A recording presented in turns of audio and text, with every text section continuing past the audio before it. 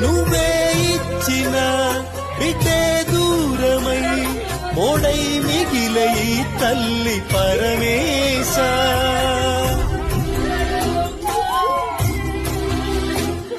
తల్లి కళ్ళలో పొంగే గంగతో గుండె తడిసిపోలేద జగదీశ.